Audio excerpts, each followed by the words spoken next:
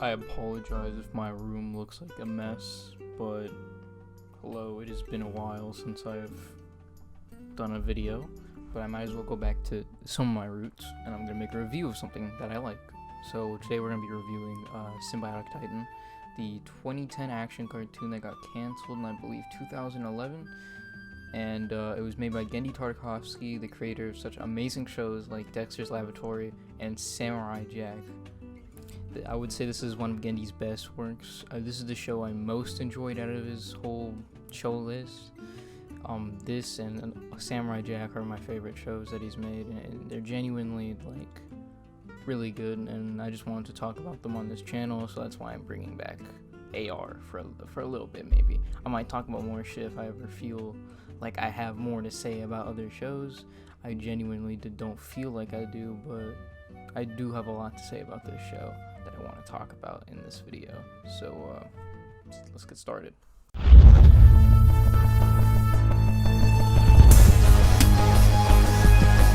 So the story is that two aliens and a robot from a alien planet far away from Earth. They land on Earth to run away from their war-torn planet that's been taken over by monsters and is being led by a traitor in their once empire. They called the Mutradi. That was their empire. And the two aliens is Lance, the military operative, like very strong dude whose mission was to protect the Princess Alana, who also landed with Lance on the Earth. They landed on Earth to run away from the evil fucking monsters and the traitor guy. And that's basically it. They landed on Earth to hide from him. So basically, the show revolves around thing happening on Earth, thing happening on Mutradi. Fucking evil dude sends down monster to Earth, while the three the robot, the fucking Lance, and Alana all deal with the monster and also whatever character struggles they're going through that singular episode, which is genuinely pretty good plot structure for creating a good monster of the week type of show when there is underlying storylines going on through the show. Still, it's semi-episodic while still retaining some overall story and plot, which I think it keeps the show entertaining because it leaves you with questions in your brain that you want to get answered, like who's this guy's backstory, who's this guy, what is he doing here, or why does Earth people have alien tech, why does this and this happen. It genuinely leaves you semi on edge while watching the show and wanting to watch more of the show, which I think is a very good thing that shows should keep doing. It's a recent trend that shows have been doing recently, like with Steven Universe and other shows. They have this episodic type of plot. At least they start off kind of episodic, but then they go into a more plot-driven storylines throughout the show, allowing for people to be like, I want more. What's going on? I want to know what the fuck's gonna happen, and it genuinely is really good fucking writing. Another thing I can say about this show is that character development throughout these characters is super strong. The robot I mentioned earlier, his name is Octus, and I would say he's probably the best written character in the show because he goes through some development through the show. He kind of starts off as this just robot guy who you would just think, oh, I'm programmed to do this and that. But even he doesn't know everything about himself, which leads to more existentialism throughout his character. This is really highlighted in the episode I Am Octus, where he really thinks about who he is. Is he just a robot? Is he Octus? He doesn't really fucking know. And it allows for character development, which I really like, because you kind of just watch him really think less like some robotic creature and more like a human. He doesn't feel like a robot. He feels more like a dead-ass fucking character. Like he feels deeper than just beep boop ones and zeros. A character I want to highlight that's a background character that gets a lot of character growth and importance in the show is Kimmy the cheerleader. She starts off as this mean girl archetype that you see everywhere when it comes to like cheerleaders and shows. Just like, I'm the top of the school. They always filled the show up with like high school drama and shit. But in the episode Lessons in Love, you really get to see Octus and Kimmy like talk to each other, and Kimmy goes through some character change in that episode singularly, where she goes from just being, you know, a mean, I'm bullying people because, you know, I'm the high school cheerleader, to I'm more than that, you know, I'm more than this character archetype, and she becomes more of a unique individual and a more unique character, which I think just highlights she alone highlights the good writing in this show. You can talk about all the other characters as well in the show, like Lance. His backstory charges some of the best episodes in this show. The 2 backstory episodes we got about Lance genuinely highlight the show's important narratives, like structure. Like, I think he alone has the best backstory out of everybody in the show, because you really get to see how it shaped his character from who he was at the beginning of the show. You really understand why he acted like that at the beginning of the show, and why he was like that when you look at his backstory episodes.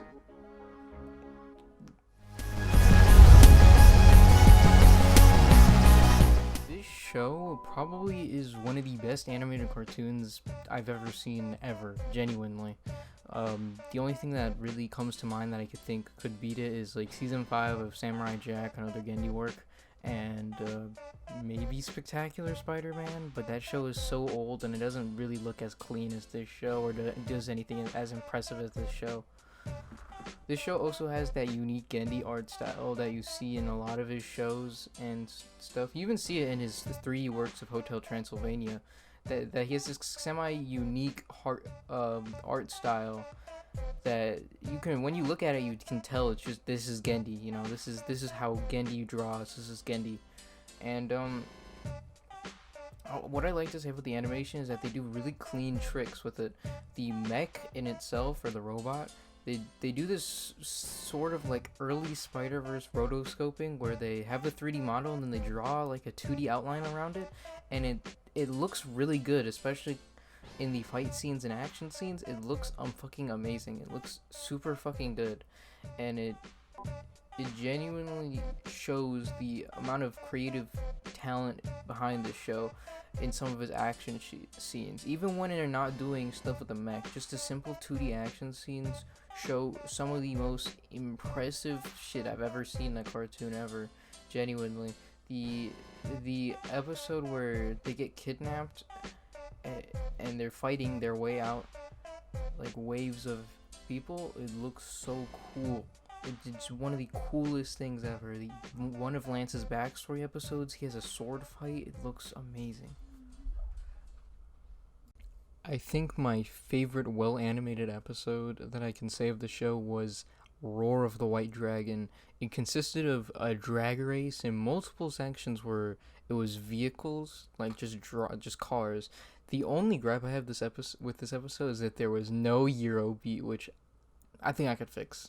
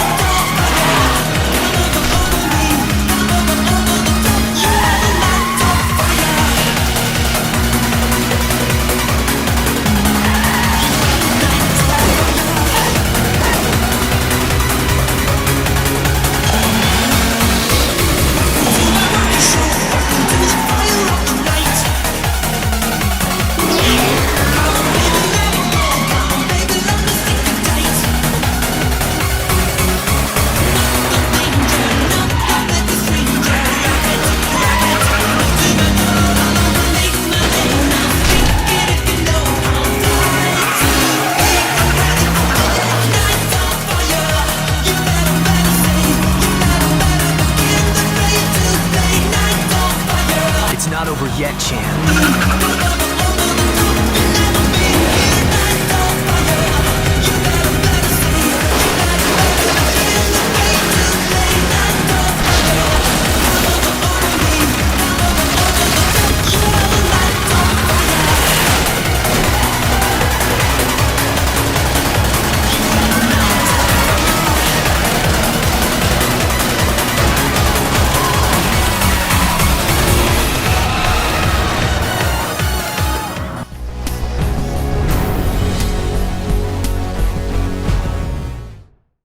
So, what do I rate this show? Slash, what do I recommend this show? And do I think this show has a future? I would rate this show a good 4 out of 5. It's not perfect because the later half of the show, in my opinion, gets a little sloppy because I think they knew the show was going to get canceled, so they're just trying to write up all the character arcs and finish them as soon as possible. And also, one of the more important characters that's later turned into an antagonist, General Steel, I believe is his name. He gets absolutely no character development throughout the show. He kind of starts off as an asshole and ends as an asshole.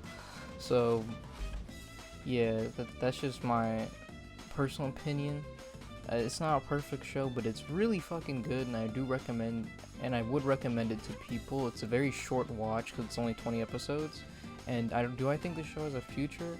If all of a sudden this show got popular, just out of random, just like if a bunch of people just decided to watch it on Netflix, right, like in a month from now or soon, yeah, I think this show could get another season.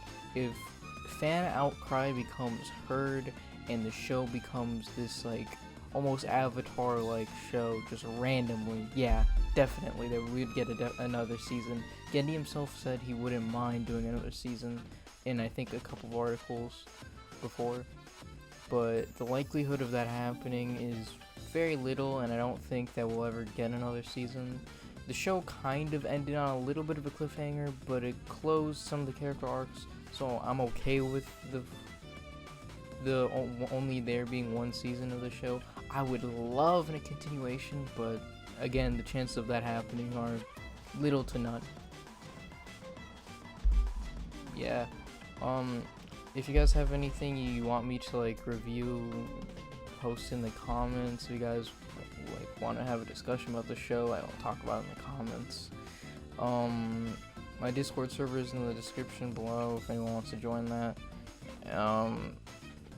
Yeah, I don't really have much to say at the end of the video other than like, I don't know, like it, share it with people, I don't know, show this to your cat or some shit. I really don't know how to end these, excuse my awkwardness.